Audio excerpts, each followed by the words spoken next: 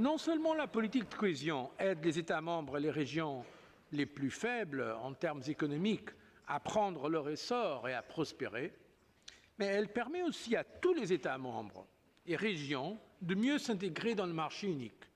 Donc c'est une politique de solidarité, mais c'est aussi une politique pour la croissance et la compétitivité.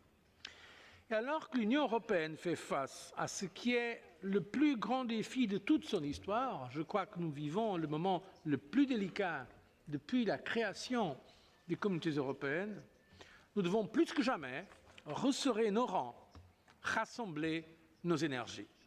Concrètement, ce dont nous avons besoin, c'est de plus de cohérence, plus de gouvernance européenne.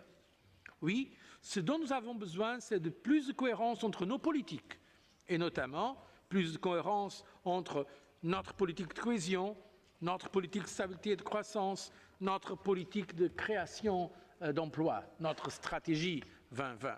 Ce n'est qu'unis que nous pourrons rétablir la confiance en notre capacité collective à trouver des solutions, à les mettre en œuvre de façon rapide et efficace. Et dans cette période particulièrement exigeante, je tiens à rendre hommage aux efforts importants menés par les collectivités locales et régionales. Je tiens aussi à souligner une fois de plus que l'engagement des villes et des régions est absolument indispensable pour qu'ensemble nous puissions bâtir une union de stabilité et de responsabilité, une union de croissance et de solidarité. Il ne peut y avoir de stabilité dans l'Union européenne sans stabilité dans les régions.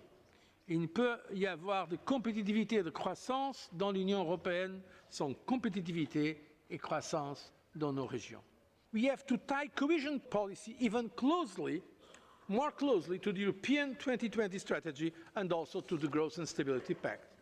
We want a system that learns lessons from the past. We know that we have to go further in the coordination of national budgets and take into account the macroeconomic requirements. We are trying to have a stronger European governance. We cannot have different policies across the board.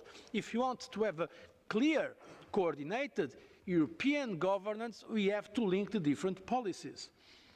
Our proposal, I believe, it is fair and balanced. The approach is gradual, and I think it will lead to a win-win situation for all. This is about shared responsibility. The aim is to ensure that the effectiveness of the cohesion expenditures is not undermined by unsound macro-fiscal policies. The aim is to act before it is too late. The aim is to develop a culture of responsibility and solidarity geared to performance and results.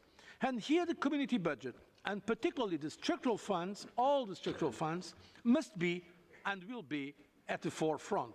This is the way to obtain full potential from each euro spent. This is the way to follow for the cohesion policy to continue to deliver growth.